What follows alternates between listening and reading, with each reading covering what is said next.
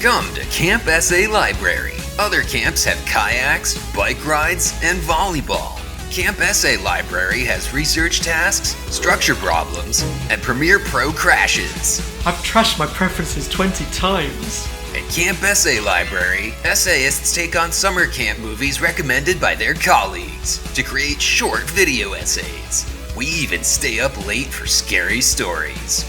And when they opened the notification, the video had been flagged for copyright. 6 months to the very day since it was uploaded. So welcome to Camp SA Library, because the real summer camp is the one we analyzed along the way. This wasn't worth the money.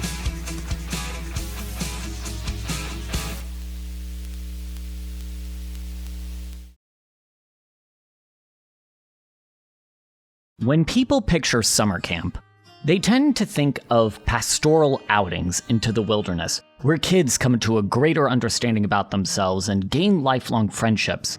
While many of the other films shown here most definitely feature these things, there is one film that I think embodies a version of summer camp that fits more closely with our present reality.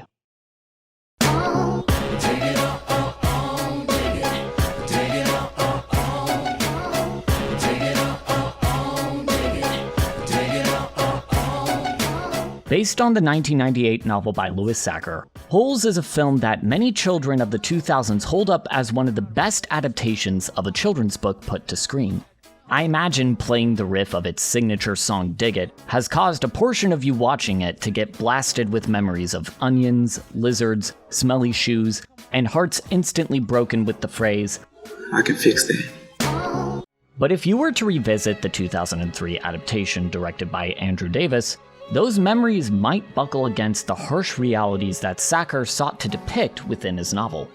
Realities that see our protagonist Stanley Yelnats IV being wrongfully convicted of theft and sentenced to 18 months in the juvenile corrections facility, Camp Green Lake. Realities that cause Stanley to contend with forced labor, toxic masculinity, and the institutional and implicit racism that can be found in America's prison system and bustling troubled teens industry. Realities that Stanley tries to weather through his friendship with Hector, Zero, Zeroni, and the other boys of Camp Green Lake. Part of what I think made the novel and film stick with kids then and now is the ways that both Davis and Sachar approached this story without talking down to the younger audience. Sachar once declared, "I sometimes think that people just underestimate kids. If they write adult books, they try real hard to do everything that they should do with literature. But in children's books, people think, oh, it's kids. We can treat them like little babies. I never do that." For most audiences, myself included, Holes was the first time that they had to negotiate the fun found in a story about a boy going off to camp with the ways that such a premise would absolutely suck for a majority of Americans. Of all the memories that I have in this film, the one that has been most etched into my mind was a moment where the counselor, Mr. Pendanski, is giving out supplies to the campers, where one of the campers, nicknamed Magnet, gets chastised for speaking Spanish. This is America. We speak English here. I don't know what it was specifically about this moment that stuck with me. Maybe it's because Pendanski was initially seen as the nicest of the camp counselors, and seeing this casual xenophobia was unexpected from someone that wasn't Mr. Sir? Maybe it was how this was the first and only time we really heard Magnet speak Spanish, which added an extra detail that further fleshed out this entire cast. Or maybe it's because it preceded a major fight that results in Zero finally clocking this dude with a shovel. Whatever the reason, I knew that I had to bring up this scene when I was assigned this movie, if only to call attention to the ways that Sachar was able to show that the problems of our world aren't just born from ancient family curses. Some are born of the forces that led to Sam's death, the same forces that led to the Walker family opening Camp Green Lake, the same forces that care more about a pair of stolen shoes than the homeless child that stole them, the same forces that believe taking a bad boy and making him dig a hole in the hot sun will turn him into a good boy. Those forces, which seek to deny the humanity of those less fortunate than us, curses everyone just as Madame Zeroni cursed the Yelnet family. I could honestly make a full video about the book and the movie, but I would like to leave camp reminding everyone that for as insurmountable these forces can seem, they need not stay that way. After all, when Stanley decided to risk his life to save Zero, he was able to break the Yelnats family curse, find Kissing Kate Barlow's treasure, and ultimately bring Rain back to Camp Green Lake. And perhaps through this empathy, we can make it so our own curses can be broken.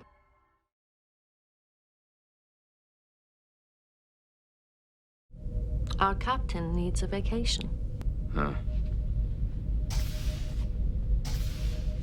Enjoy your trip, Captain. I'll try, Counselor. He's gonna have a great time.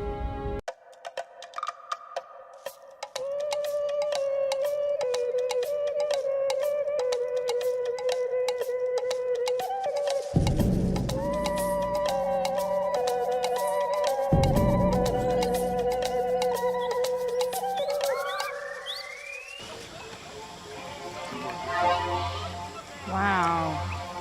All these treatments. You should get a facial.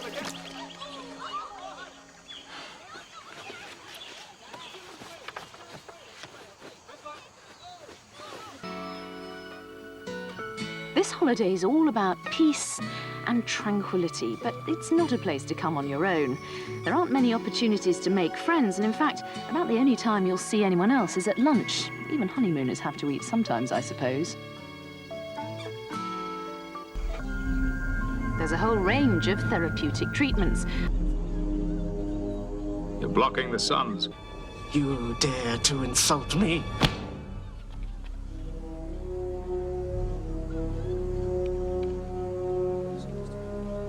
I advise you to listen closely, for I will not say this again. I came to Risa for a holiday, nothing more. The resort sits between the mountains and the sea. The setting is wonderful. You get a map when you arrive, and you need it. This place is huge. Just to give you an idea of how big, they do guided tours around the resort showing the facilities, and it takes 2 hours to get round. Lots of the buildings are concealed by shrubbery, so it doesn't feel that much like a purpose-built resort. With sweeping views of paradise and furniture that seems to mold to your mood, relaxation isn't just encouraged, it's inevitable. Feeling indulgent? Room service is never more than a transporter ping away. Whether it's a Rijan sunset cocktail or a decadent breakfast in bed, your desires beam in faster than you can say Jamaharon. And when it comes to tidying up, our discreet cleaning staff arrives and departs with the subtle hum of transporter beams. No knocking, no fuss, just spotless serenity. If you're visiting Risa and looking to get beneath the surface, then don't miss the planet's little-known gem, its ancient subterranean cave systems. Just a short hike from the resort, these caverns offer more than cool shade from the twin suns. They may just lead to a lost artifact of immense power, or at the very least, a bit of good old-fashioned romantic peril. You're enjoying yourself, aren't you? Yes. I just wanted to hear you say it. Good. Now, let's get some sleep. Caves on Risa aren't just about stalactites and echoes. Oh no. These natural passageways are laced with mystery, adventure, and occasionally, time-traveling security agents with very complicated agendas. Be sure to bring a guide, or an archaeological rival. And watch your step. The floors can be slippery with betrayal. The betrayer is herself betrayed. Oh, you've put together quite a little team. No visit to Risa is complete without a leisurely stroll through the planet's charming gift shops. Whether you're after traditional Risan keepsakes or rare archaeological oddities, there's something for every kind of traveler, and every kind of friend back home you're trying to make jealous. Maybe you're looking for something with a bit of history? How about a fertility statue? Just be sure you know what it means before placing it on your desk at Starfleet HQ.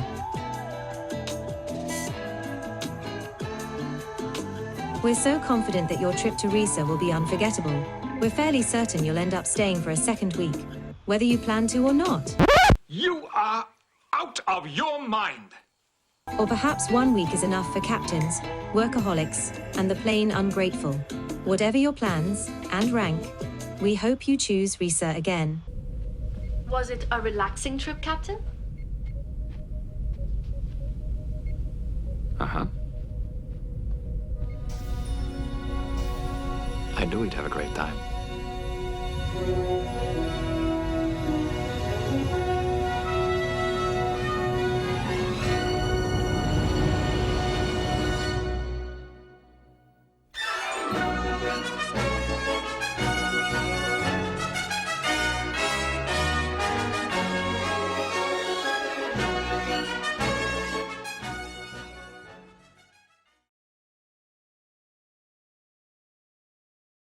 Hello to all my queers and dears, and welcome to the summer camp theme collaboration, organized by my friends in the Video Essay Library.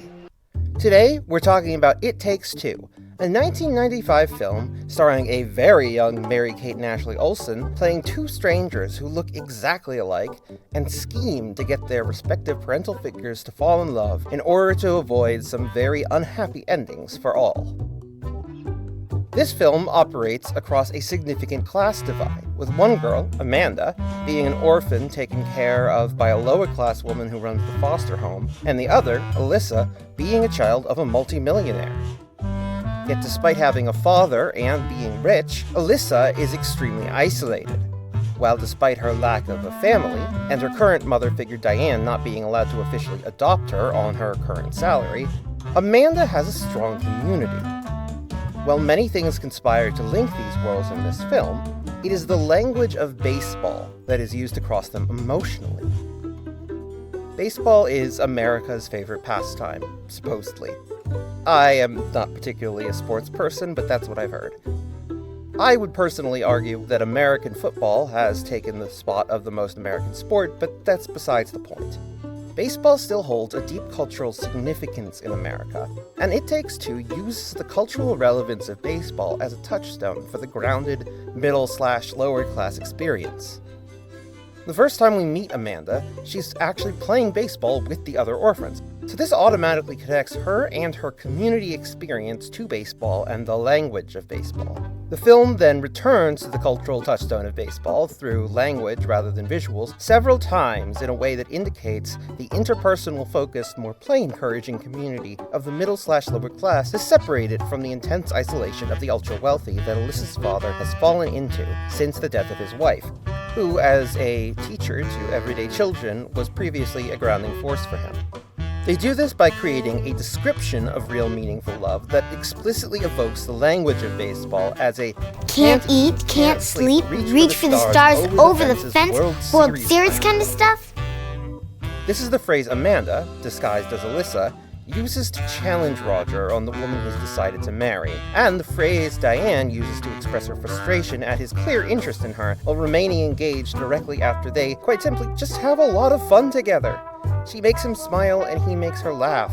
For a brief moment, the fact that he's a multimillionaire becomes irrelevant in the face of pure, joyous human connection. Something that Roger simply does not have with his current fiancée, as she merely desires to use his personal fortune for her own frivolous wants. This pays off in the third act as Roger, when preparing for his wedding, recalls the feeling of a home run. You know the feeling when it's bottom of the ninth, the bases are loaded, and you know the next one's coming right down the middle, and then you just connect. And for an instant, you know that it's going over the fence and out of the park and further than you could ever imagine. Yeah, it's a great feeling. And then he takes a moment to express in frustration and disappointment.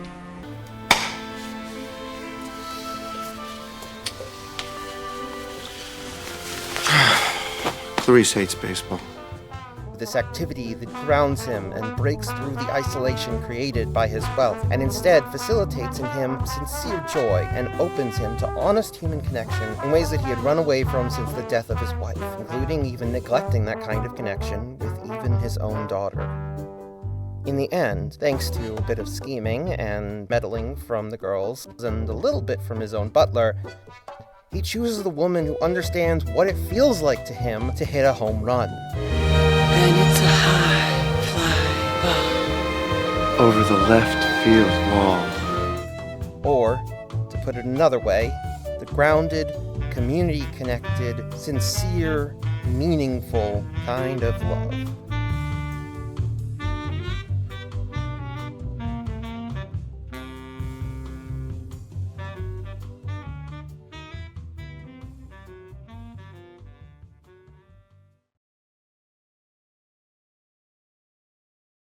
This video is brought to you by the Essay Library Summer Camp. Drop off your little gremlins today and let Grunkle Couch take care of them while you lay on your bed and stare at the ceiling, relishing that brief glimpse of the tranquility you surrendered when you decided to have kids. No refunds.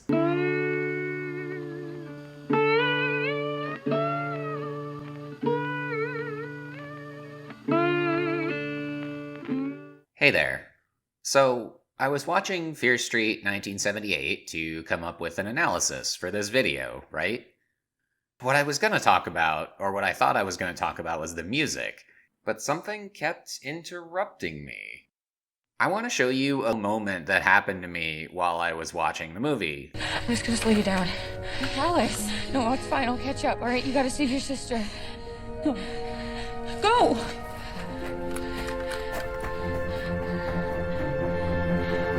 Get your dog spray and spray your dog. 5 dogs per can. Can you dog them all?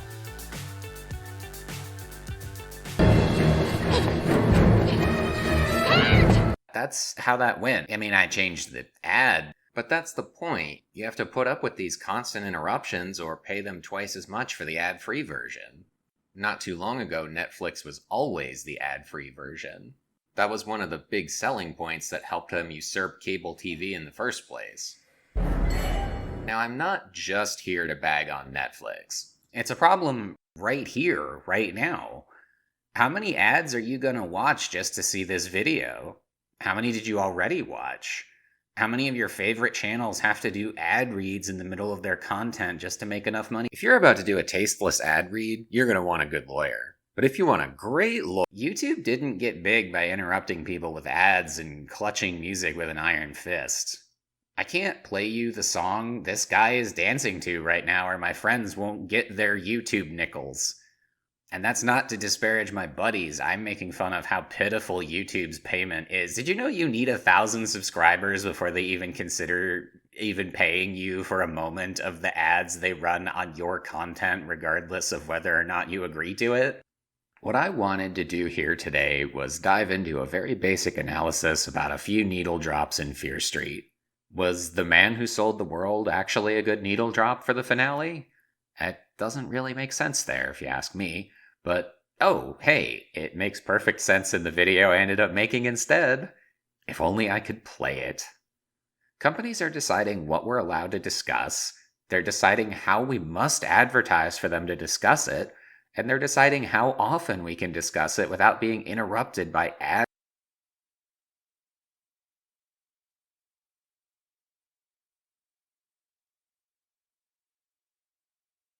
Garbage we don't even want. And we can do better. Maybe.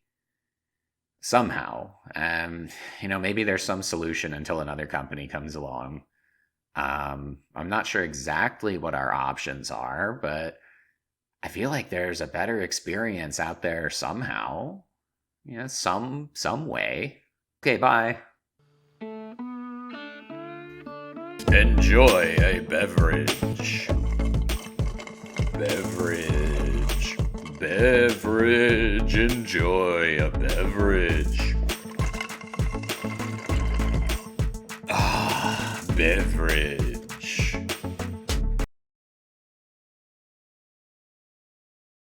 This video will contain spoilers for Addams Family Values and the Addams Family Musical.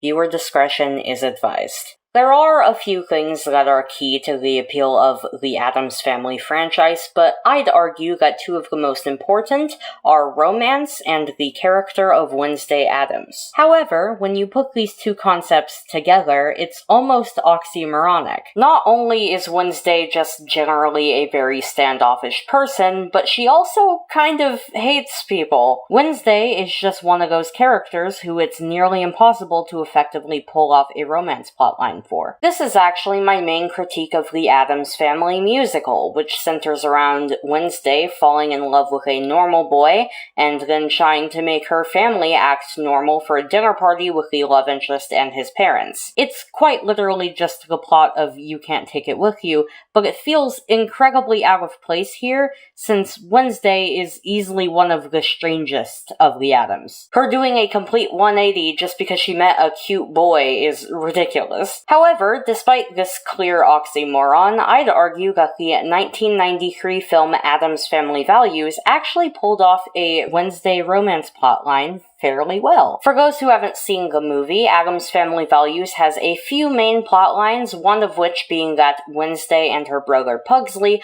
are sent to a summer camp, which ends up being kind of cultish and generally, awful. While at this camp, Wednesday, and to a lesser extent, her brother, are ostracized by the other campers and even the camp counselors for being weird. However, they are not the only campers treated this way, and among these other outcast campers, we have Joel Glicker, a hypochondriac nerd, basically a less annoying version of Eddie from It. Long story short, he and Wednesday become friends, he helps her escape the camp, and they kiss before she leaves. So why does this work? I think there are two main reasons why this works. The first of which is that Joel is a gimmicky character. He's also an outcast, which Wednesday can relate to, but he's a very different type of outcast than she is. Part of what makes her love story in the musical so jarring is that Lucas, her love interest, is a very average guy. Wednesday is anything but average, so she'll inherently click better with another outcast, but I think if they were odd in the same way that she is, it would just cause conflict rather than connection. Joel is a weirdo and accepts her strangeness as well, while also being weird in a different way, so he doesn't just feel like a gender-bent version of her. More importantly than this, though, is that he respects her independence and autonomy. This isn't to praise him for doing the bare minimum, but Wednesday is a fiercely independent individual. Around the middle of the film, he kinda comes on to her a bit, and she tells him no, and he respects it. Do you want to come? You mean like on a date? No. I'd love to. His smile indicates that he still likes her, of course, but he doesn't push on the matter, and he also doesn't make any similar remarks until the end of Wednesday's time at camp, where they kiss through a gate, an action which is mutual between them. Cara mia. Mon cher.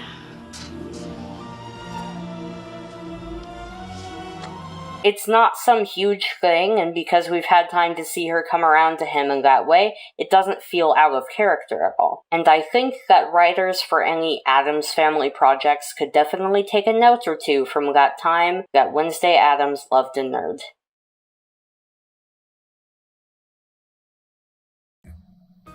I've never really watched The Simpsons before. Shocker. Actually, it is a big shock, because to everyone who knows me, they know I love animation. So why have I never watched this flagship adult animated show? I honestly have no idea. But to tell you the truth, I've never really seen a reason to. Not because I've been told it's bad, it's just never really interested me.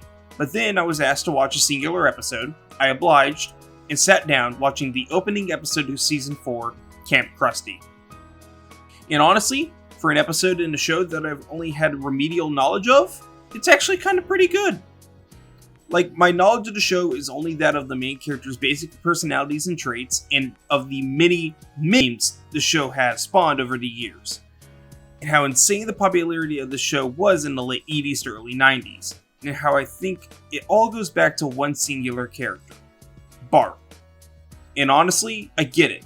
He was the icon the show focused on for years. He had several video games using him as the main character. His design was simple, and he was just a funny character. But I think for me, I just kind of relate to him. He was never the best at school, He often was the class clown and made plenty of mistakes, much to the detriment of others. But Bart was never seen to be this perfect child. He was a flawed individual who used his humor and street knowledge to make himself look better than most. And this brings me to the other character in the episode I related to, Krusty. While I am not a clown, I do act like a clown to those around me. I often use my humor as a mechanism for mayhem, but also I know that I am a flawed person who only seeks any and all opportunities for money. But I think the real reason why Krusty spoke to me was how he understood that him abandoning the kids for the entirety of camp and letting them fend for themselves against Mr. Black and his underlings as 6th grade bullies was wrong. How he tempted with the fate of money just to abandon them.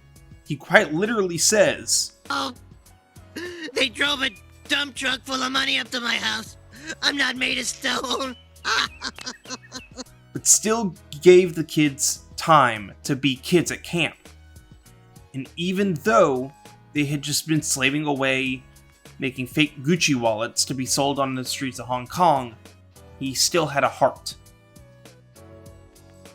This just goes to show that even if you don't know anything about a show, you can still relate to characters based off of 24 minutes. Because I saw myself in Bart. I saw myself in Krusty. I saw myself in Homer. You just sometimes see yourselves in characters that you don't automatically think you'll connect with, either because of how they act or how you yourself feel about them.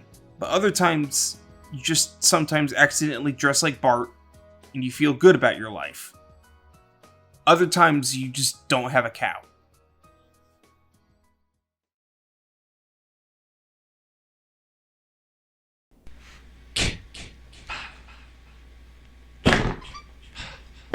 Hey, so I built Friday the 13th for Camp Essay Library. I hated it. I had a terrible time, thanks. I hate horror movies. Anyway, I had some thoughts about Pamela Voorhees. Spoilers for this 40-year-old movie. She's the killer. Anyway, I had some logistical questions. Let me walk you through Pam Voorhees' day. She starts her day creeping around in the woods around Camp Crystal Lake. Now, to be fair, we don't know for sure that this shot is from her perspective, but the music and editing definitely implies that. After this, she goes to her Jeep, which is, I assume, parked somewhere hidden nearby, but not near enough to be heard by any of the kids. She drives up the road and then drives back down the road so she can pick up Annie. Steve did mention that there was a cook coming, so I suppose she wanted to pick her off before she got a chance to arrive. She drives Annie past the road to the lake with an unknown destination in mind, but then Annie jumps out and she tracks her through the woods and slits her throat. At this point, she appears to be wearing a big reddish-orange tweed jacket. After killing Annie, she then spends what I have to assume is at least half an hour carrying or dragging Annie back to her car to put her in the passenger seat. She then drives back to her secret parking spot and spends the rest of the afternoon watching the teens mess around in the lake, presumably seething about the mockery they're making of her dead son. Around about sunset, she sets up camp in one of the cabins, now wearing what appears to be a purple silk nightgown,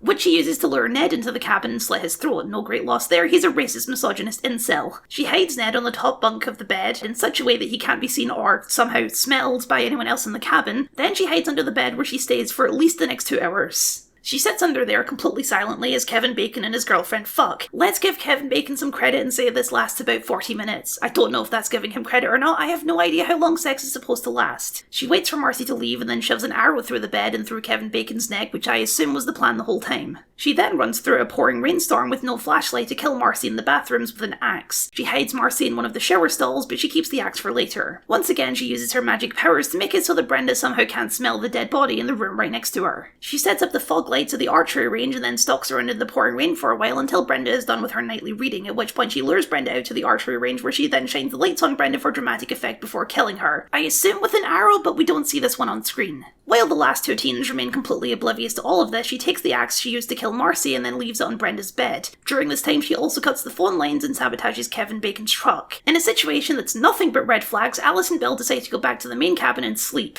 At this point, Steve is heading back to camp, and somehow knowing that, maybe she's hacked into the police radio, Pam sits in wait at the Camp Crystal Lake sign with a poncho and a flashlight to stab Steve as soon as he arrives. Then she spends at least an hour rigging up this device where his dead body will drop from a tree if anyone gets close. I'm assuming either a pressure plate or a motion sensor. I would question how she has the strength to do all of this, but I'm assuming she's been granted supernatural strength by the ghost of her dead son. Now she cuts the power. Bill and Alice, being total morons, decide to split up again, and Bill goes on his own to repair the generator. Pam either lets him finish finish, or slits his throat, pins him to the back of the door with arrows, and then finishes the repairs herself to lure Alice out to the generator. Alice now finally knows there's a serial killer, so she runs back to the cabin to barricade herself in, but just to scare her, Pam uses her dead son powers to chuck Brenda's body through the kitchen window. She then runs back to her car, dries herself off, and gets changed into her kindly old lady costume to lure Alice into a false sense of security for some reason. She's killed every other person in the movie without saying a word. She utterly fails to kill Alice for what feels like hours, having used up all of her dead son powers to make it this far, and finally ends her night being beheaded with a machete.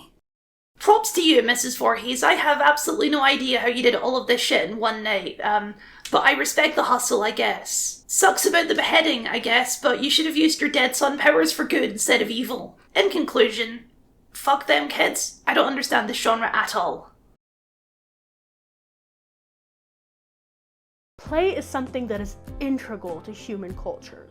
We often think of play as something childish, something that children do that they eventually grow out of.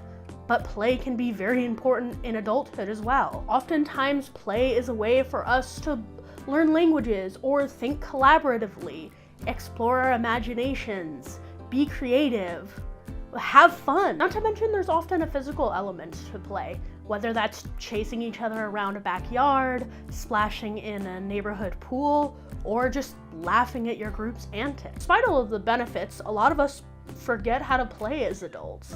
If you're anything like me, you're probably stuck in an office all day. Heck, you might be watching this in an office right now, wistfully staring out a window as a group of kids on their bikes roam by, and you press your hand to that window as a single tear rolls down your cheek and you whisper, "Take me with you." When I was first assigned Recess School's Out as my movie for this project, I didn't think much of it. I had some vague memories of the movie from my childhood, but didn't think that much of it at the time.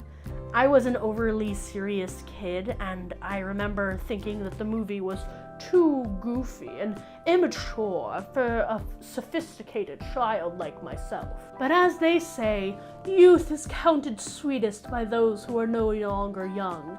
And now that summer vacations are a thing of the past for me, I think I can finally appreciate this film. The plot of this movie sounds like something me and my friends would cook up in a game of pretend, about an evil politician with his evil plan to attack the moon and destroy summer vacation forever, only to be thwarted by the power of friendship and silly string. The whole movie just seems like a big celebration of summer vacation and play in general. I like how the adults and JD's sister get to be part of saving the day. So often in children's media, if there's even adults around, they're usually just there to ruin the fun or revel in the kids' torture. While most of the adults don't believe JD at first, once they realize what is truly at stake, they're more than happy to lend a hand. And seeing the big battle scene at the end where everyone joins in, it made me want to go out and buy some water balloons or a can of silly string and fight by their side. It also made me remember that when the world really sucks and it feels like those in power are just trying to rob you of everything that's important to you, you can't let them steal your joy. The worst thing that these kids in this movie can imagine is going to potentially happen. Not only are they going to lose recess forever, they're going to lose summer vacation for forever. They're going to lose their freedom for forever. And what do? They fight back with whatever they have on hand, whatever a kid would have stashed around. They fight, and they fight with whimsy, and they fight with smiles on their faces. So if you do nothing else today, I hope you can find some joy in your life, whatever that means for you. Capture the whimsy of 10-year-old you who would love to be doing something on their summer vacation.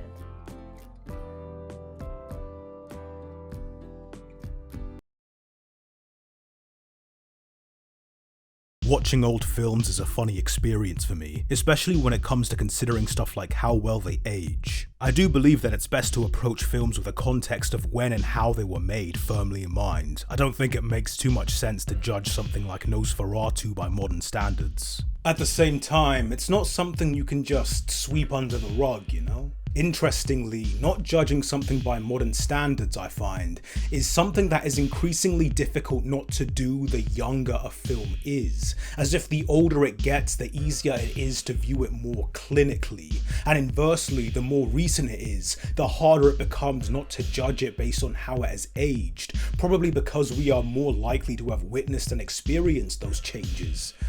Enter the Parent Trap.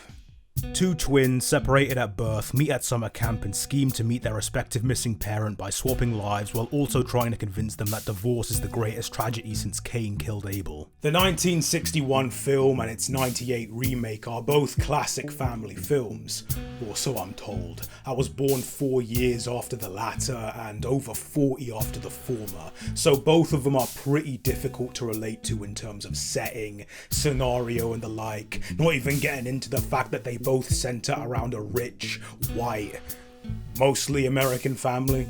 The original especially felt pretty alien at times, sometimes in an interesting way, but also I can't really relate to this kind of way. Not that that's automatically a bad thing, I wasn't exactly the target audience for Turning Red and I still very much enjoyed that. But it was kinda just whatever, and aside from the admittedly strong performances, it just kinda went in and out of me.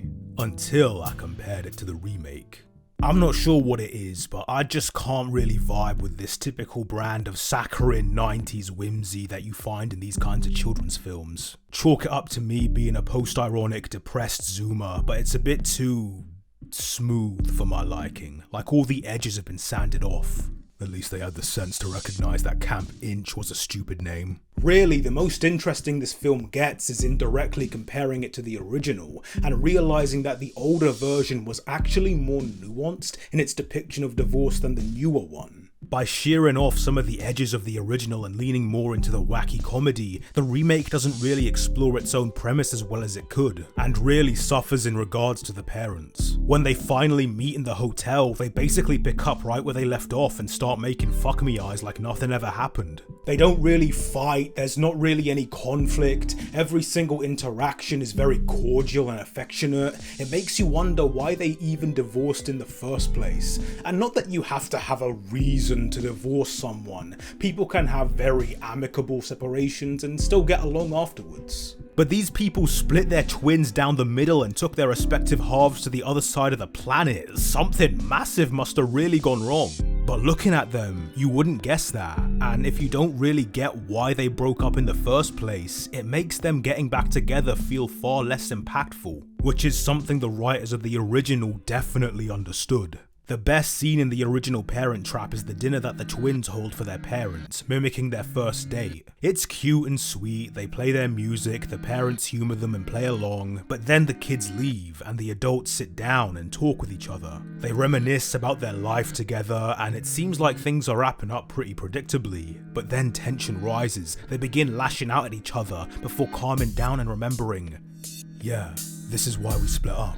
This single scene, without explicitly saying it, tells you both why these people divorced each other and why they got married in the first place. It not only makes the extreme separation make sense, it makes their inevitable reunion feel far more rewarding because we know what they've had to work through to get to the point where they can say, yeah, you aren't perfect, but I still love you. Look, at the end of the day, both these films are just heteronormative, familyist propaganda about how the nuclear family is the only suitable environment to raise a child in, even though both twins spent 13 years in single-parent households and seem perfectly well adjusted. But while the remake was just kinda that and not much more, I appreciate the effort by the original writers and performers to actually try and add some nuance and character to what could have been, and eventually was, a pretty nothing film. I probably won't be rewatching it anytime soon, but I can see myself rewatching it. By contrast, I'd be surprised if I rewatched the remake for any reason other than to learn more about the boy who accidentally gets sent to girls' summer camp and inexplicably spends the entire summer there. There are so many queer readings of the 2 shots he shows up in. Get on it, people! Joe Toy's Brush's boyfriend is cool. He has his own car, his own place. He's a jerkwad, but he's a man, and Joe is not. The mom-shaped void in his home doesn't help. In her absence, it's become something of a battlefield. His dad exercises his control over Joe, and Joe lashes out by calling the cops on him. It's a Midwestern thing. Joe Toy is what Joe Toy might call a loser. Joe, too, wants to grow up, get a house, get the girl, but for that, he needs space. He needs summer camp. So, that's where he goes. He grabs his pal Patrick, and the two run away to begin their summer camp arc. No expectations, no norms, no parents, no rules, just two men. And Biaggio. No. I'm afraid to tell him to leave. I don't know what he's capable of. In Joe's fantasy kingdom, he's the protagonist. Patrick is his supportive best friend, and Biaggio's the quintessential comic relief character. Most everything that escapes Biaggio's mouth is framed as a joke. Biaggio's not big on gender. Is that a problem? It's not great. Biaggio is gay. My lungs fill up with fluid every time the seasons change. That's not being gay, Biaggio. Biaggio is Italian. In Italian, the word for snake means the demon's cock. No, it doesn't. The film frames Biaggio as entirely too immature and sheltered, at least from this dimension, to have experienced enough reality to turn him into, well, Joe. Good thing Joe's got it all figured out then. In reality, it's Patrick who steps up. Joe's busy slacking off and taking half measures, content with his new life as a man. He's real obsessed with that. He's been poisoned, in large part by societal expectations and norms, whereas Biaggio appears blissfully ignorant to those pressures. But is he really? For now, Biaggio's a sort of control that we can compare Joe to as he gets himself lost in the sauce. Later, Joe invites his crush Kelly to witness the debut of Joe 2.0. She's impressed, but not with him. I'm over it! If the bitch wants you, then she's not good enough for me anyway. What the fuck are you, Mary J. Blige? Jesus Christ! One quick look in the mirror and His Majesty's kingdom is already falling apart. Ignore that creature on his lip. Joe hasn't matured at all. He's just a jerkwad with his own place. Now that's all he has. Joe runs away to take back control of his life. He stays because he decides reality's not for losers like him. Kelly, with Joe's dad in tow, returns to drag the Mad King home, only to catch him staring down the demon's cock. Our gallant hero throws himself in front of her, but who flippin' cares, man? The real hero arrives. Oh, my living Christ. Tanks the snakebite and spurs Joe into action, opening up a path to redemption for our misguided yearner.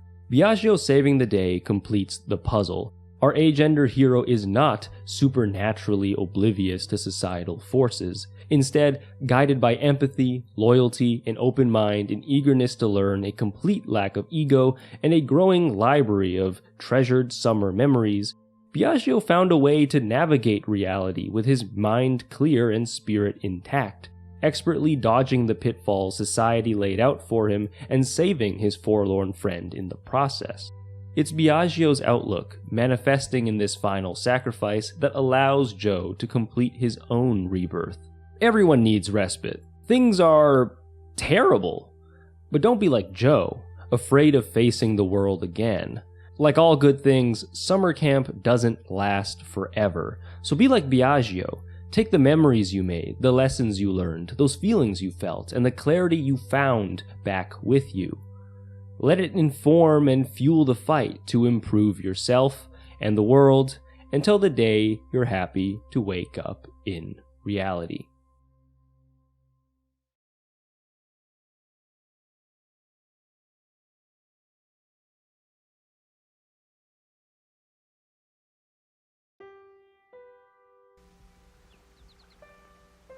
Camp Stonewater has a lot to offer.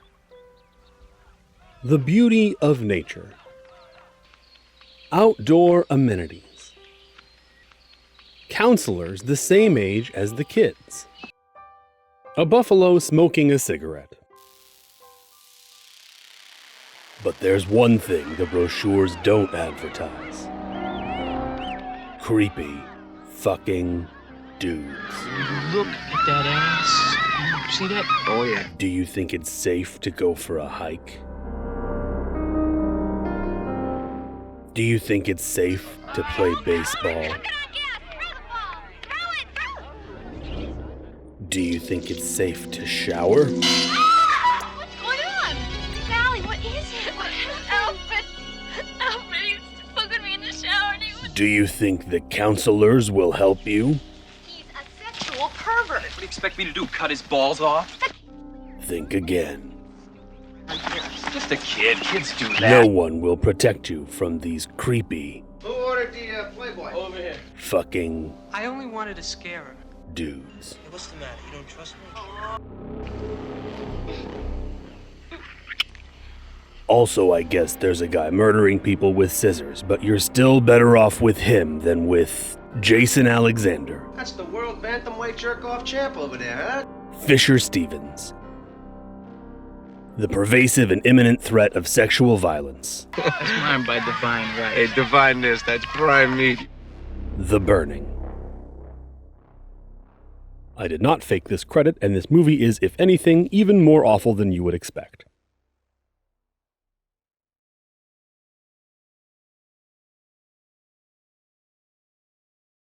Connie Torres on You Cook. That's me. That's Connie Torres, the mum of precocious musician Mitchie Torres in the 2008 Disney Channel original movie, Camp Rock.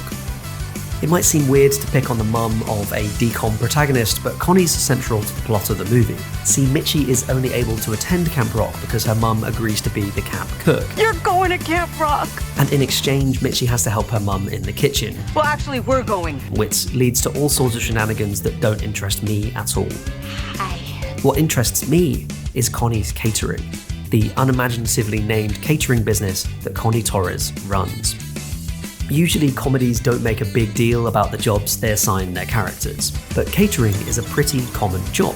Many ordinary people will book a caterer in their lives for events like weddings and wakes, and the core skills involved draw from universal human experiences like cooking and eating. Now, that's not to say that it's easy. A caterer's job is logistically complex, involving business management, accounting, HR, and of course, cooking skill.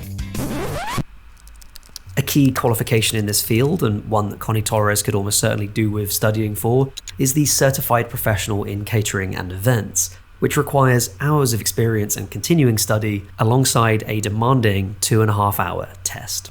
And Connie's not just catering a simple corporate lunch or birthday party. This is 3 meals a day, for weeks, for 100+ kids at a residential summer camp. So how does Connie's catering fare against the criteria laid out by the CPCE? Connie shows up to Camp Rock badly unprepared. She doesn't plan her recipes in advance, and it's unclear how she expects to cater for this large, diverse group of kids. Plus, her sole employee is her own child, who is actually participating in the camp, and potentially this background woman. The film is not very clear about it. Aside from the logistical issues involved with a key employee who by design will only be able to assist for a few hours a day, Connie has seemingly not trained her daughter. One has to consider how this short-term decision-making reflects on Connie's understanding of the requirements of her job. Do you need some help?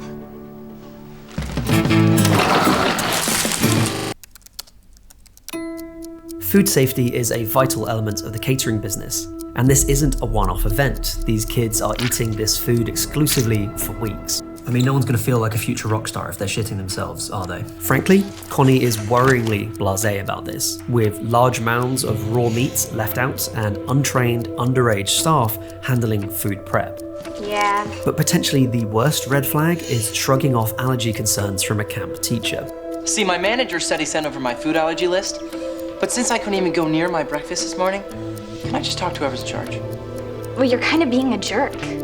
That's not to mention the flagrant lack of allergen control, including her daughter throwing around raw flour. Did you know that raw flour can carry salmonella, leading to 4 outbreaks in the US in the last decade alone? Probably not. And I bet you didn't expect to learn it from a Camp Rock video either. There's no nice way to say this. Connie is clearly an unskilled cook. In a key early sequence, she struggles to plan a chili recipe for a group of kids. Can you believe not one of the cookbooks has a recipe for chili for 300?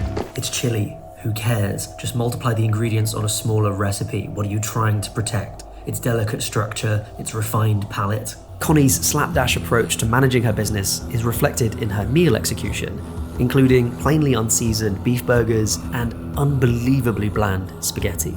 Who serves this? Is it like a TJ Tyler diet or something? Now, we don't see enough of Connie's business to assess all of the CPCE criteria. We don't see her accounting practices, her beverage pairing abilities, or her marketing plans. It's almost as if the filmmakers of this teen musical didn't think it was an important element of the film. But look at that spaghetti and tell me catering isn't important. In Camp Rock 2, Connie's marriage to Mitchie's dad appears to have broken down, and while the reasons are never made clear, we can draw our own conclusions. Drowning in debt from the allergen and food poisoning lawsuits, struggling to expand capacity with only preteen employees, and gathering negative word of mouth from her bland spaghetti and meat mountain meals. The chicken was kind of dry. Could you tell your mom to be just a little more careful?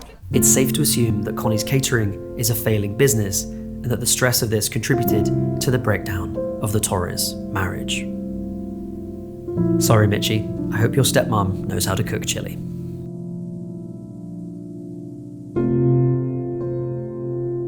So what's for dinner?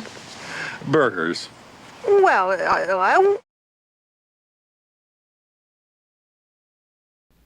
It is the heart of Venice to catch some.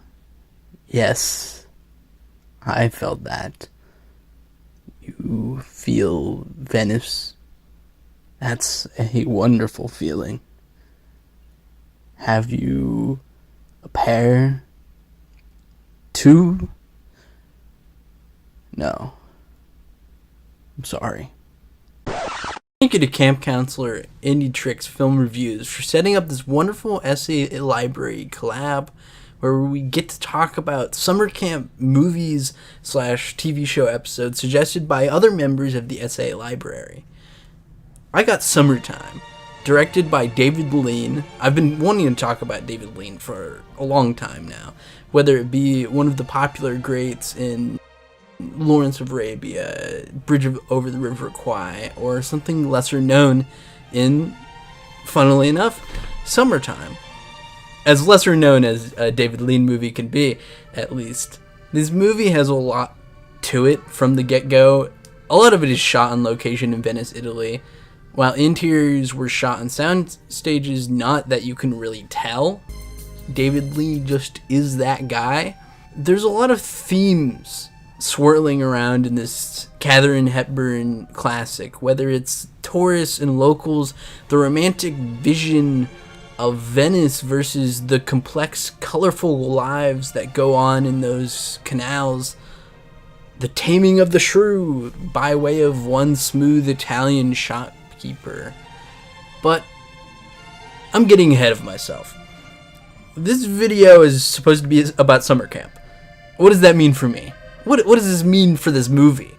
Katharine Hepburn's character, Jane Hudson, coming all the way from Akron, Ohio. What a funny place to pick for the protagonist of your film. She goes all the way to Venice alone, looking for something. From the very first second on the train on her way to Venice, she's rolling her camera. On the boat, rolling her camera, she oohs and ahs at the scenery all around her, while there are people who are on their 4th, 15th trip abroad, whether it be to Venice or Edinburgh. There is romance in Venice, in the canals, in the architecture, and in the streets, but not the romance she thought she was seeking, not the romance of a perfect place, a perfect land, an exotic paradise. Venice, Italy is a place on planet Earth just like any other. It has the poor, it has the rich, it has culture, it has tourists, it has young love, and it has infidelity. So take off your sunglasses and see it for what it is. After some misadventures and adventures in Venice, meeting a street kid named Moro, who is one of the funniest bits of the movie, as well as meeting some of the people staying at the pensione, she meets Renato De Rossi, played by Rossano Brazzi, one of my favorite old school performers since I watched South Pacific at a very young age. Man, I miss when movies were hot. Renato and Jane are connected immediately. Instant chemistry. But she gets her goblet and goes on with her day. She's in Venice. She has to enjoy the sights. Despite her going on with her day, they meet again and again till... There's way too much to say about this movie in 5 minutes, but I'm gonna try. There's something so summer to me about crazy, stupid love. There's something so summer to me about the indescribable heat between two people. I've always been a bit of a fool for a good rom-com and yearning for that love of your life that you know, Mr. Right or the one. I don't know how much I believe in that anymore, but the spark is real. And there's something so summer to me about love that could only exist in Venice over a couple days. Dangerous love, chaotic love. It's like fireworks. It bursts, it flares, it sparks. It makes a lot of noise, and for one moment it's very beautiful. But the most beautiful things in life are those we do not understand.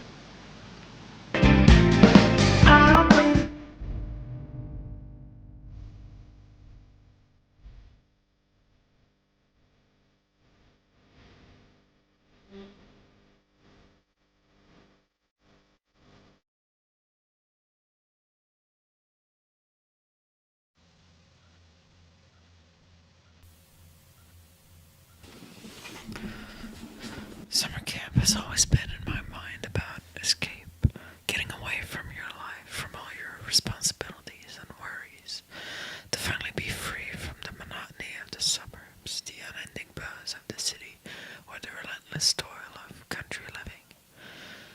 Summer camp means going on a journey, seeing what's out there, discovering your place within it all, and, of course, making friends. Sometimes, something more.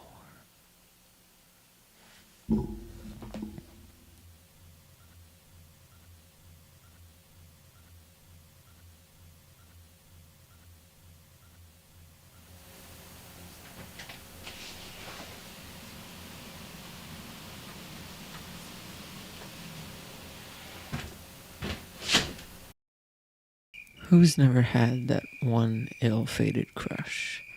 Maybe it was at summer school, camp, work, or on a trip. A blossoming love with an expiration date you are all too aware of. The stars only align for an ever-dwindling number of days. For a brief moment in time, it's like all's right with the world. What if it didn't have to end? What if you did things differently? What if you were gay? This is the question that the romantic comedy movie But I'm a Cheerleader dares to ask. In it, our titular cheerleader Megan is sent away by her parents and peers. True Direction is unsurprisingly oppressive and seeks to flatten and stifle its kids, unlike what you would typically expect from a summer camp flick. Greatness seem instead to allude to sexual and gender self-realization. As Megan works through these steps along with the other kids, she and Graham find themselves developing feelings for each other, which culminates in a breathtakingly beautiful, gentle, intimate song that tugged effortlessly at my heart. This is our moment. The stars aligned. Walls are built around. Forever, at some point, you have to face the music. So, our lovers make a choice to keep running from yourself, or to take the plunge into reality. Discovery, escape.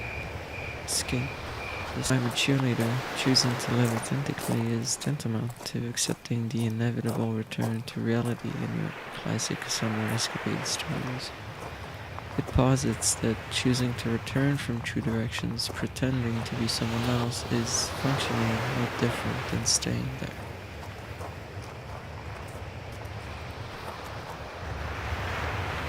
To betray yourself is to betray your responsibilities.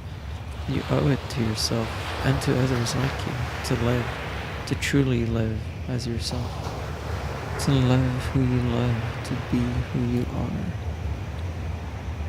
So, what if you're gay? Take the plunge.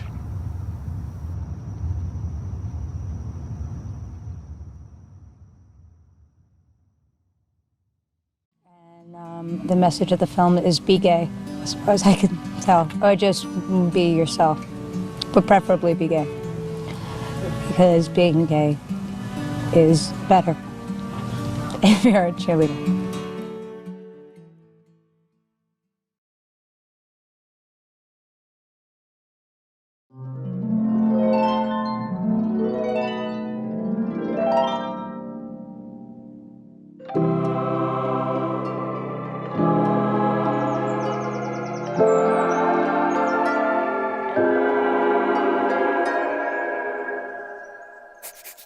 Dear Essay Library, hope you're doing well.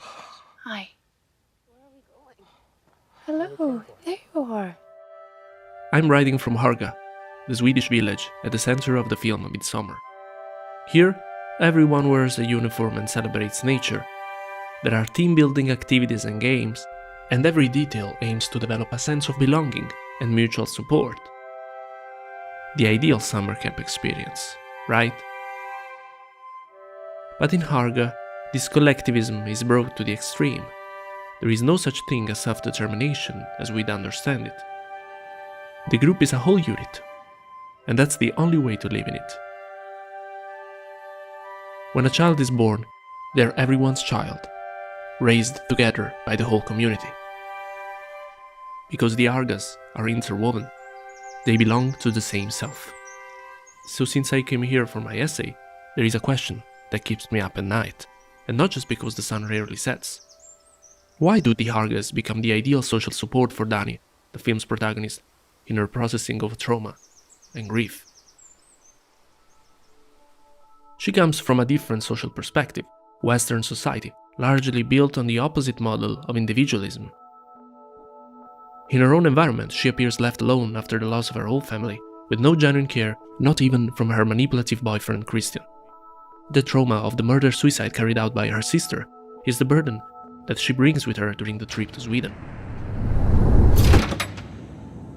where she finally finds in Harga's emotional collectivism the acceptance she was seeking without success in the US. In Dani's case, Western systemic individualist beliefs are an implicit obstacle to seeking authentic support. The pagan community has an ideal regenerative influence on her precisely because of their founding belief in reciprocity, hallucinogenic spiritual experiences, and collective effervescence. In Harga, people are not just relating to her, they are her, like a mirror, where she can translate their pains and shortcomings into something bigger, to which she can belong without hesitation, just feelings. Moreover, for the Swedish commune, death is not a taboo, but an accepted part of the life cycle. A ritual. Harga's autonomous social organization is based on the founding belief in a transcendent and age-old authority. They are cut off from the world and any recognized law or regulation. This results in human sacrifices and killings. Dani slowly but inexorably adheres to their norms in a delusional state that leads her to the final sequences of the film, where she becomes May Queen and gains the power to choose Christian to be offered as a sacrifice to the sun.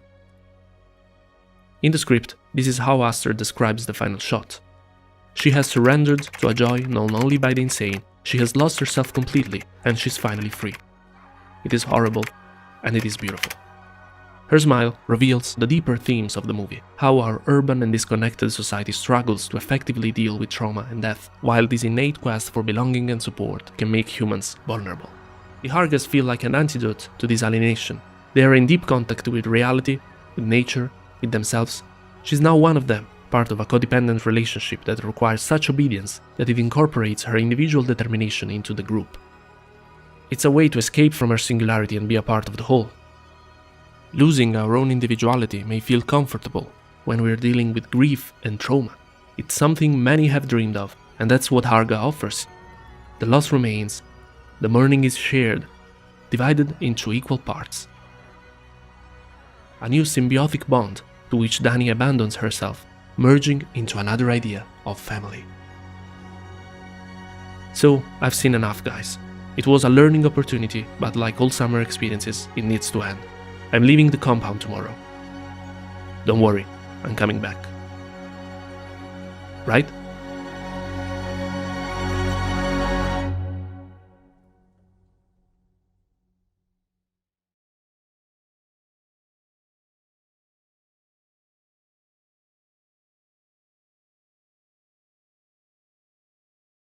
Howdy, campers! For those that don't know, in a previous server collab, someone was given the choice of Ernest, Scared Stupid, or Midsummer for our horror month, and upon viewing Ernest, they felt nothing. Not good or bad, just nothing. As if watching meaningless blobs float on screen with no reasoning to them whatsoever. Now that you're up to speed, you can see why it would be funny that for this collab, I was given Ernest Goes to Camp. But the question is, did I find that same nothingness in Ernest?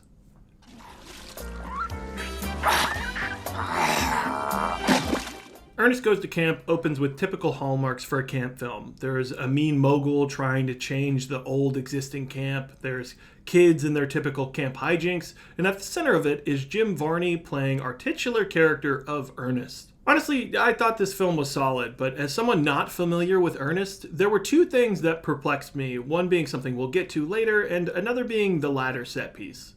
I mean, you can clearly see Ernest using his momentum to push himself backwards for this gag. What kind of shoddy comedic magic trick is this? You aren't fooling anybody, Ernest. The other night, I fell off a ladder, and as I was dangling in the air clutching the boards of the attic's entryway, I felt an almost cosmic force telling me not to be mean about Ernest and his ladder. And it was in that moment I felt these words. Know what I mean? For those born pre the Ernest films, this is his titular catchphrase. I too was confused by this jarring opening because I don't really know Ernest's whole shtick. And interestingly, when I reached out to older family members, none of them seemed to be familiar with Ernest as well. So because of this void of Ernest from people close to me, naturally I went looking for answers on the internet to try and see what Ernest is. There's not much of a digital footprint for the Ernest character. A few clips from his films, commercials he did before the films, and some interviews, but even Ernest Goes to Camp itself is not available to rent anywhere. I had to go and physically purchase this in a video store. All this is to say, I thought the film was solid, but I didn't get the bit whatsoever. Although there was an inherent similarities to the likes of Jim Carrey and Robin Williams, there was just some disconnect to Ernest. But I think this is a good thing. Comedy is an interesting genre. While there are definitely still hallmarks of good filmmaking that help elevate dramas, action, etc., if you don't jive with the jokes, it kind of feels like the film is failing, which is extra frustrating when you see the humor and others don't. Everybody's talking about my tight pants. I got my tight pants. I got my tight pants on. This is a clip from Jimmy Fallon in which Will Ferrell and Jimmy Fallon are both wearing tight pants. I have shown so many of my friends this exact clip, and every time it goes about the same, in that I laugh uncontrollably, and they stare blankly at me as if they were watching paint dry. You might be watching this clip thinking it isn't very funny too, and I wish I could tell you I still didn't find it very funny. That I didn't try to play it cool getting footage for this clip that very quickly devolved into me laughing at it again for the 100th time. I don't even know why I find it that funny. It's not genius writing, it's just two guys in really tight pants. This is a lot of the early comedy that I loved, most of which isn't the genius writing you'd get from Monty Python. And I wonder how much of it ages poorly. 30 years from now, will people understand why Smosh was the funniest thing to grace the early age internet? Probably not. And in a way, that can kind of feel a little isolating. Trapped to the confines of people that share a general vicinity to your birth that get the humor that shaped you when you were younger. In a way, one man's know what I mean could be another's shut up. As I went to gather footage for this video, I went to watch some of the clips I'd seen before of Ernest, and I decided to look through some of the comments to see if there were any interesting facts to learn for this video, and quite a few of them were filled with people praising Ernest for being a family member's favorite comedian. Many of them didn't say, I love Ernest, he's very funny, but were more, aw, my dad loves Ernest, I'm so glad you filled his life with laughs. That's when it hit me. Comedy isn't just for who finds it funny, but it's who then shares that comedy with the people they care about. You might not find tight pants funny. You might never find tight pants funny. But now, you get to carry a little piece of me with you everywhere you go. Go ahead, take a piece. Don't be greedy. You gotta make sure there's more for everyone. Later, haters. One of the great things about the essay library is getting exposed to new films and genres that expand your mind and let you exercise some new creative muscles.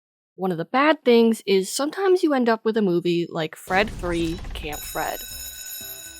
Now, I really believe that you can find something to appreciate in every movie, but I'll also be honest and say that it took me several weeks to think about anything to appreciate here. Seriously? Fred 3 is hardly a last hurrah for the Fred series. It's more like a dying breath. I have to imagine the summer camp setting itself was born out of budgetary restrictions. Like, it's cheaper to just buy out that one location and film the majority of your movie there during the off-season. I'm sure it won't be that bad. Fred 3 is pretty standard as far as summer camp movies go. You know, there's a rival camp, they have to go head-to-head in a competition, and Fred's camp I want to pee-pee. wins for the first time in 70 years. I do feel like it's missing something that's sort of a crucial element to me, which is a training montage. Like, they pretty much just decide to start winning, and then they win. What? It kind of has the bones of a coming-of-age movie, but it's hard for a character like Fred to come of age when his whole thing is being an immature kid. But, okay, I said I can find something to appreciate in every movie, and I think I have my answer for Fred 3, Camp Fred.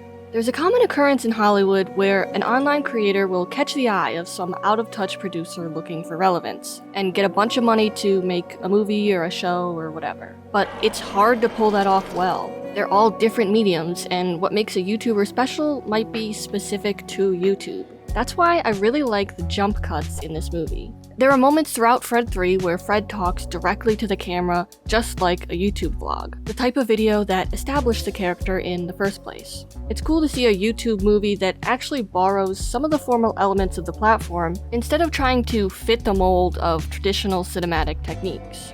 This train of thought made me revisit another film that I hadn't seen in a decade, Camp Dakota. It's another YouTuber movie starring 3 vloggers who dominated my Tumblr dashboard in 2014. Grace Helbig, Hannah Hart, and Mamrie Hart. What? Yeah, so many fun names. When it came out, I remember being really excited. My favorite YouTubers were making a movie, but the final product kind of fell flat for me. The thing is, I had a connection with these 3 women as themselves, or at the very least, the version of themselves that they performed for a camera in their vlogs. I like that I look like I'm just trying to hang out with you guys while you're making a video. It's hard to buy them as these new, unfamiliar fictional characters. Is that too parasocial of me?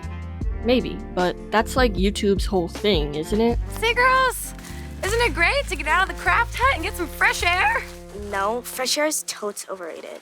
So, what I like about Fred 3, and all the other Fred movies, I guess, is that there's a level of authenticity, even though Fred's not a real person. He's talking to the camera, jump cuts between his lines, just like I'm watching a YouTube video.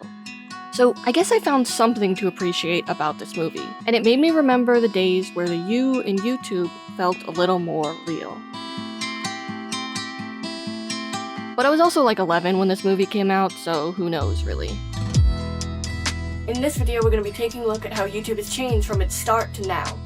This is the change I've seen as a viewer watching for years. I've only started making videos on various channels for the past year now. In the beginning, people joined YouTube out of boredom. Now they're just joining for the money. Not everyone, but there are some people who are. People also jump cut every word. Also, the mainstream public is beginning to catch on to YouTubers. They're advertising on YouTube and they're sponsoring YouTubers, which I guess is good because the YouTubers get money for doing what they love. There's also lots of people going on YouTubers' videos and saying, I miss the old you, or I miss your old videos. I mean, YouTube's been going on for 9 years. There's always change. People's videos are getting better and better. There's better content every day. It makes me think that YouTube users are kind of like hipsters. I know how much you hate to hear that, but it's true, kind of, I guess. I don't know. So much kids media takes place during the summer, and specifically during summer camp. What's summer camp? What are we talking about here?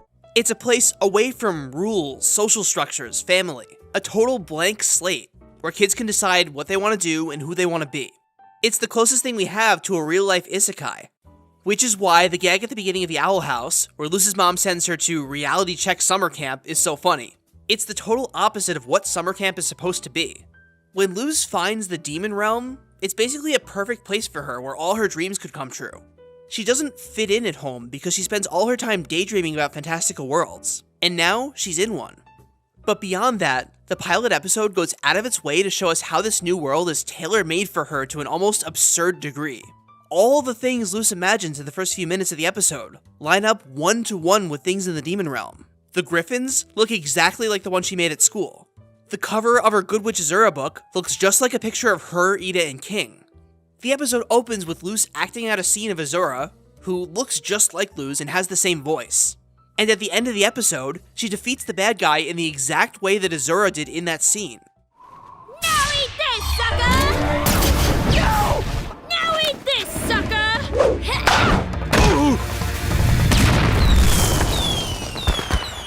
The obvious interpretation is that the demon realm is Luz's chance to be Azura. She always wanted to be a fantasy protagonist in a fantasy world, and now she can. She always felt weird and different in the real world, and this is her chance to be in a place where she really belongs, which is why she chooses to stay. That kind of wish fulfillment is very common in kids' media. So is the message that it's okay to be different. But what makes the Owl House unique is the specific way that Luz is different, and the world in which she finds herself. This is not Narnia, Hogwarts, or Camp Half-Blood. This place is called the Demon Realm. It's ugly and freaky, really riding the line of what a kid's cartoon can get away with. I'm still surprised Disney let it happen. Give me your skin! The average human child would hate it here. They would be terrified. Luz is maybe the only kid who could survive and thrive. Because again, it was tailor-made for her, in a way that could only happen in a work of fiction, where the writers tailor-made it for her. The message being that every kid deserves that fantasy of finding where they truly belong. Even the weird kids. Even the really weird kids. We are agents of free expression! They will never silence us! The world is a simulation! We are but playthings for a higher being! For most grown adults, summer's just a season where the weather gets hotter, but for the children, it's a time of salvation. No school, reduced responsibilities, more time to hang out with your friends, and spend time on your favorite hobbies. It's a great period for a kid to refresh, refocus, and grow as a person. However, some parental figures or adults don't see the season as such a healthy time for a kid. If the children aren't working on their education or a side gig, then what's the point? This is a question that the silly 90s comedy movie called Heavyweights has a rebuttal to. The movie's about a chill fat cat being hijacked by Tony Perkins, who enforces dangerous and abusive exercise regimens on the innocent children who just came there to have fun. This is the perfect summer camp film, not just because of its central location, but because of what it stands for in terms of the defense of summer break as a concept. This has oddly showcased the best of the movie's main villain and ideal counter-thesis, Tony Perkins, played by Ben Stiller. Tony Perkins is a goofy yet perfect encapsulation of a toxic, consistently productive mindset so many adults have. He's always looking down and negatively impacting the children with his strict exercises and rules. Summer was supposed to be a free and liberating time for the kids, so having that being taken over by an abusive rich jerk makes for a perfect antagonist for the very nature of what summer camp represents, as seen for when Perkins removes the blob in the go-karts. To Tony, there's no time for fun side activities when there's Perkicizing to do. However, the extreme ultimately pushes the kids to rebel and indulge in a different but equally dangerous extreme way of vegging out on junk food during a party. I've learned throughout my life, both as a bratty kid and someone who observes bratty kids, that if you keep pushing one way of strict thinking on them, they'll go the opposite just to be different and stand out, completely ignoring the moderation needed to enjoy life to the fullest. Both Tony Perkins' grueling regiment and the kids' victory party are played up for comedic effect, but both ideals are ultimately proven a harmful way to enjoy summer camp thanks to the longest standing camp counselor and MVP of the movie, Pat, who proves to be a much better role model and influence on the kids than Tony could ever be. While Heavyweights is a silly 90s family comedy movie with its tone and jokes, I appreciate the messaging about the tricky balance that comes with fitness and self-improvement. Both extremes of lazy bums or intense workout freaks are not healthy for any human to partake in. To truly succeed and get the most out of life, you need to pace yourself. Take your time, but still commit to the work ahead. All work and no play and vice versa makes a dull boy, as they say.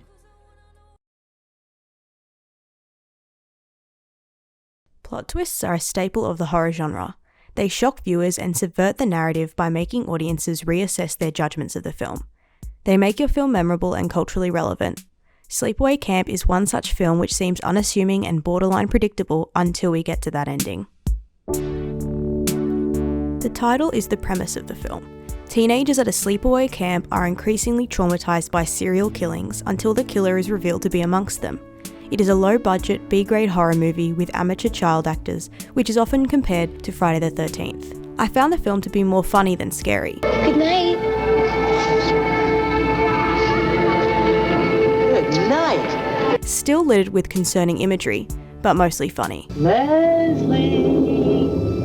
I thought the real teens who played these characters were very realistic in their portrayals. There is so much realism in the awkwardness between them all and the camp-related activities they get up to.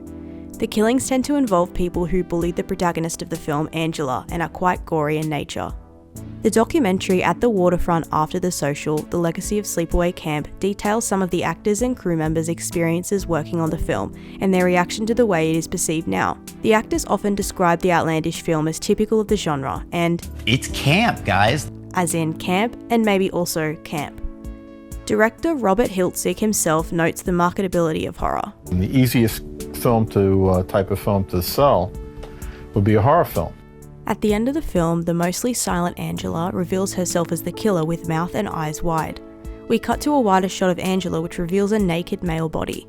A real naked person is standing there with a mask of the then 13-year-old actress Felissa Rose's face. This concept is so unsettling and outrageous that understandably it wasn't something easily digested by mainstream audiences at the time. The explanation comes through flashbacks. Angela's Aunt Martha raised her nephew named Peter as Angela, his twin, after a terrible accident that actually killed Angela. Angela had been seeking revenge on people who were cruel to her during the camp period. The film became a cult classic many years later, particularly in the LGBTQ+ communities due to its depiction of both same-sex relationships in Angela and Peter's father and the implied gender change in Angela. In terms of filming scenes involving Angela supposedly killing her victims, at least some kind of restrictions and safety protocols were put in place. As a young teen, Felissa Rose had her mother on set constantly and didn't take part in any violent or unsettling scenes. In fact, scenes where the killer is depicted were actually shot with Jonathan Tiersten, who plays Angela's cousin Ricky. This was to ensure manlier hands, although he himself was only a teenager. There is a silhouette shot of him which even Tiersten described as very obviously a boy. The name of the male body double at the end of the film is unknown.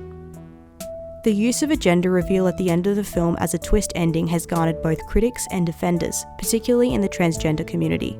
Letterboxd user Screening Notes writes on the final shot of the film, "Is this freeze frame an image of pain, a portrait of the suffering of a transgender child who's been misunderstood for their entire life? Or, more plainly and superficially, is it an image of horror, a portrait of the perverted monstrosity of transness elevated to the level of the demonic, making ambiguously gendered bodies into the stuff of nightmares?" This critique suggests that the concept of being something unexpected and unknown, particularly in that spectrum of gender, is used to villainize and terrify viewers.